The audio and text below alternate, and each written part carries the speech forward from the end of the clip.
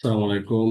আমরা আসন্ন bar council পরীক্ষার জন্য কিছু গুরুত্বপূর্ণ প্রশ্ন দেখার চেষ্টা করছিলাম, তাই ধারাবাহিকতায় আমরা সাক্ষ্য আইন নিয়ে কিছু প্রশ্ন আলোচনা করব। আপনারা সাথে থাকুন। দেখেন, আমরা এখানে এভিডেন্স বলতে কি বোঝায়, সাক্ষ্য আইনের এভিডেন্স কি, সাক্ষ্য কি।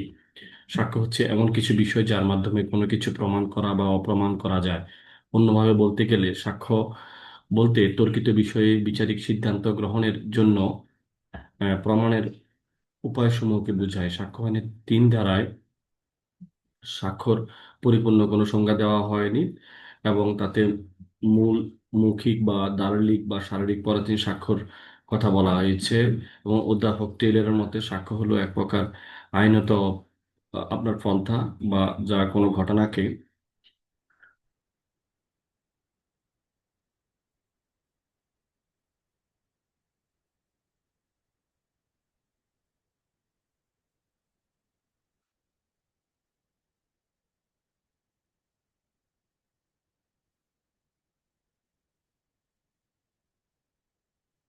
যা কোনো আহ, আমরা বলতেছিলাম যে অধ্যাপক টেইলরের মতে সাক্ষ্য হলো এক প্রকার আইনত পন্থা যা কোনো ঘটনাকে প্রমাণ বা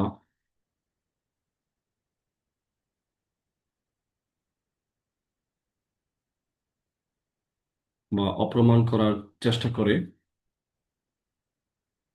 প্রমাণ করার চেষ্টা করে, এবং এই সত্যতা বিচারিক অনুসন্ধানের জন্য নিবেদিত করে। সাক্ষ্য আইনের 3 ধারায় শুধুমাত্র মৌখিক বা দালিলিক শারীরিক ফরেনসিক সাক্ষ্যের কথা বলা থাকলেও সাক্ষ্য আইন বিশ্লেষণ করলে বিভিন্ন ধরনের সাক্ষ্যর ধারণা পাওয়া যায়। বিভিন্ন দৃষ্টিকোণ থেকে সাক্ষ্যকে নিম্নলিখিত উপায়ে শ্রেণীবিভাগ করা যায়, যেমন মৌখিক সাক্ষ্য, দালিলিক সাক্ষ্য, শারীরিক বা ফরেনসিক সাক্ষ্য, ডিজিটাল সাক্ষ্য, প্রাথমিক সাক্ষ্য, মাধ্যমিক বা গৌণ সাক্ষ্য, সমর্থনমূলক সাক্ষ্য, পারিপার্শ্বিক সাক্ষ্য, সরকারি দলিল। এরপরে হচ্ছে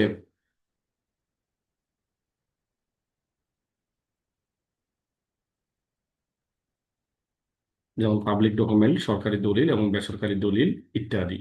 এগুলো হলো আমরা স্বাক্ষর যে বিধিবিধানগুলো দেখতে পাই এগুলাই। অর্থাৎ আমরা সাক্ষ্য কাকে বলে দেখলাম, বিভিন্ন দৃষ্টিকোণ থেকে স্বাক্ষর নিম্ন উপায়ে শ্রেণীবিভাগ করা যায়: মৌখিক, দালিলিক, শারীরিক এবং ডিজিটাল, প্রাথমিক, মাধ্যমিক, এই বিষয়গুলো আর কি। এখন আমরা একটু পারিপার্শ্বিক স্বাক্ষর বিষয়টা একটু দেখার চেষ্টা করি। দেখেন, পারিপার্শ্বিক বা সার্কমস্টেন্সিয়াল এভিডেন্সটা কি?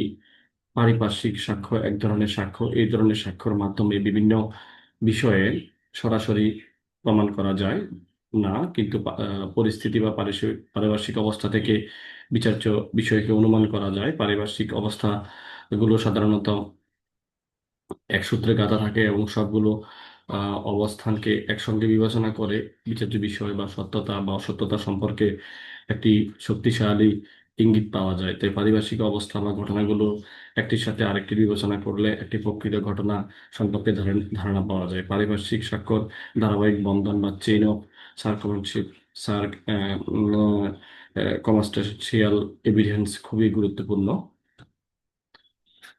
যেমন কোনো খুন হওয়া, পরে পলাতক হওয়া, দীর্ঘদিন গোপন থাকা, বা এর অজুহাতে খুনের সঙ্গে সম্পর্কিত হওয়ার জন্য এটা প্রাসঙ্গিক ঘটনা।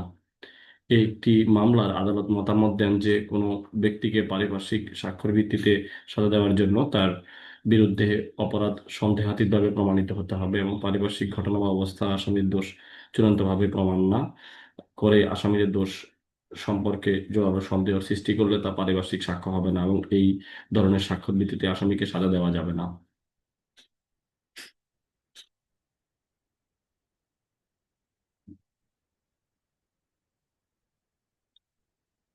যে আমরা দেখার চেষ্টা করি যে অন্য আরেকটি মামলায় আদালত বলেন যদি পারিপার্শ্বিক সাক্ষ্যের মাধ্যমে আসামি দোষী বা নির্দোষ হওয়া সমানভাবে বোঝায়, তাহলে এই ধরনের সাক্ষ্যের ভিত্তিতে আসামিকে সাজা দেওয়া যাবে না। আমরা 38 ডিয়ালা 235 এই মামলাটায় দেখতে পারি। আমরা 3 নম্বর প্রশ্নটা একটু দেখার চেষ্টা করি। 3 নম্বর প্রশ্ন কি বলতেছে? Oral evidence must be deduct. ব্যতিক্রম সহ দি এভিডেন্স অ্যাক্ট 1872 আলোকে ব্যাখ্যা করুন।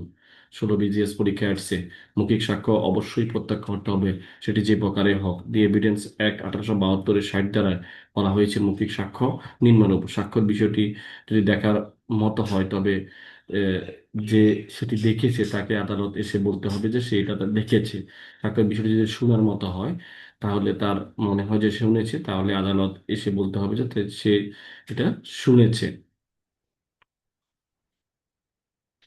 এরপরে স্বাক্ষর বিষয়টি যদি ইন্দ্রিয় ধারা বা অন্য কোনো ভাবে যদি উপলব্ধি করার বিষয় হয়, তবে উপলব্ধি করেছে, তাকে আদালতে এসে সে যে এটা উপলব্ধি করেছে। এবং স্বাক্ষর বিষয়টি কারো অভিমত বা অভিমতের কারণ সম্পর্কে, বা যে ব্যক্তি এরূপ অভিমত পোষণ করেন তারও আদালতে এসে বলতে হবে যে সে এই অভিমত পোষণ করেন।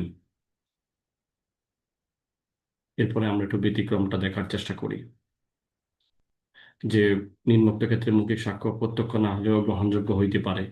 তাইলে আমরা ধারা 60 অনুযায়ী বিশেষজ্ঞের অভিমত সম্মিলিত গ্রন্থ যদি সাধারণভাবে বাজারে বিক্রি করা হয়, সেক্ষেত্রে সেই অভিমত বা যুক্তির উপর প্রতিষ্ঠিত তার প্রমাণের জন্য সেই গ্রন্থ দাখিল করা যেতে পারে। যদি সেই গ্রন্থের প্রণেতার মৃত্যু হলে তাকে থাকে, অথবা যদি তার সন্ধান পাওয়া না যায়, যদি তিনি সাক্ষ্য দিতে অসমর্থ হয়ে থাকেন, তাহলে, অথবা যদি তাকে সাক্ষী হিসাবে উপস্থিত করতে এইরূপ বিলম্ব ব্যয় বা আদালত অযৌক্তিক বলে বিবেচনা হয়, তাহলে রেয়ার জাস্টার ক্ষেত্রে হবে ধারা 6, সাক্ষী হিসেবে ডাকা যায় না এমন ব্যক্তিদের 32, এবং পূর্বের মামলায় বা একই মামলায় সাক্ষ্য এই ক্ষেত্রে 33 ধারা, এবং অ্যাডমিশন কনফেশনের ক্ষেত্রে এই জায়গাগুলোর ক্ষেত্রে কি করা যাবে, অর্থাৎ আহ শুনে সাক্ষ্য দেওয়া যাবে।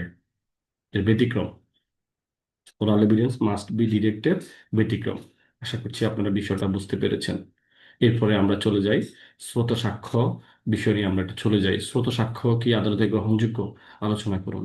আমরা স্রোত সাক্ষ্য বলতে বুঝাই, আমরা একটু আগে যেটা বলছি, যে স্রোত সাক্ষ্য হচ্ছে হলো হেয়ারসি এভিডেন্স, অর্থাৎ শোনা সাক্ষ্য বা জনশ্রুতিমূলক সাক্ষ্য, এক প্রকার গৌণ বা মাধ্যমিক বা সেকেন্ডারি সাক্ষ্য। যদি কোনো সাক্ষী নিজে সরাসরি কোনো কিছু না দেখে না শুনে অন্যের কাছ থেকে শুনে আদালত সাক্ষ্য প্রদান করে, তখন এটি স্রোত সাক্ষ্য।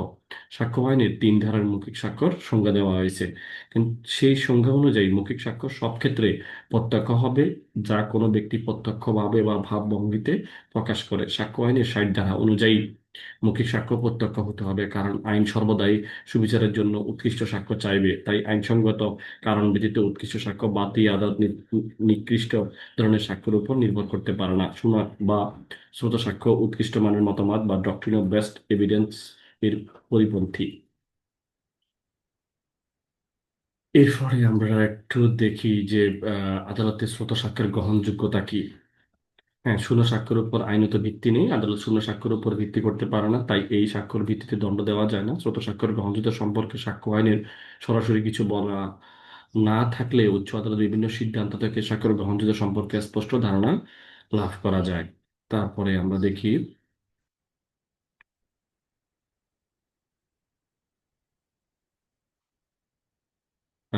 শূন্য সাক্ষ্য বর্জন করা হয়, কারণ সাক্ষ্য আইনের প্রত্যক্ষ বলে গণ্য করা হয় না, কারণ যেই ব্যক্তি এরূপ বিবৃতি প্রদান করেছে সে আদালতে উপস্থিত না থেকে এবং জেরার আওতাধীন না, ফলে ওই ব্যক্তির বিবৃতি বিশ্বাসযোগ্যতা পরীক্ষা করা যায় না।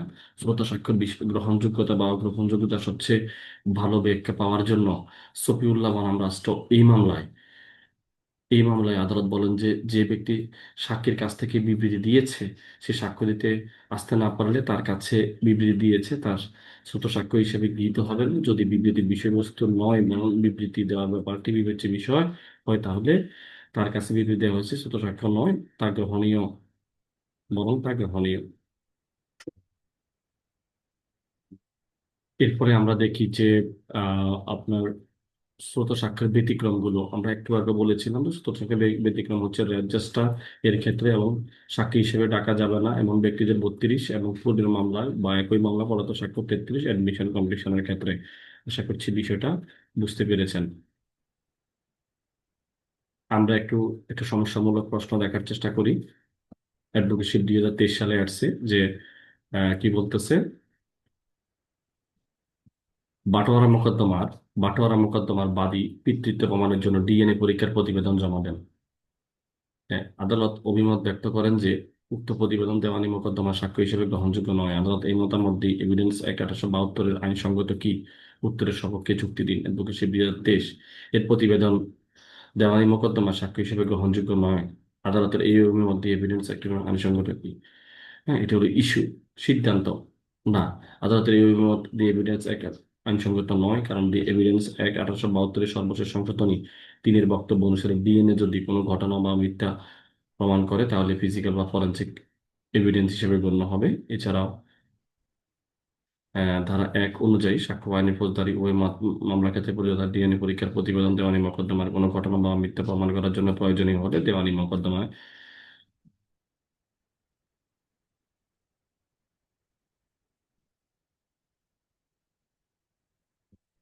কোনো কোনো ঘটনা মিথ্যা প্রমাণ করার জন্য প্রয়োজনীয় হলে সেক্ষেত্রে দেওয়ানি মোকদ্দমায় তার সাক্ষ্য হিসেবে গ্রহণযোগ্য হবে। তাই উপযুক্ত ঘটনার আলোকে এটা একটা আইনসম্মত সাক্ষ্য। আসসালামু আলাইকুম, দেখা হবে পরের ক্লাসে। আপনারা সঙ্গে থাকুন, আমরা এভিডেন্স অ্যাক্টের পুরো বিষয়টা আলোচনা করার চেষ্টা করবো ইনশাআল্লাহ ধারাবাহিকভাবে।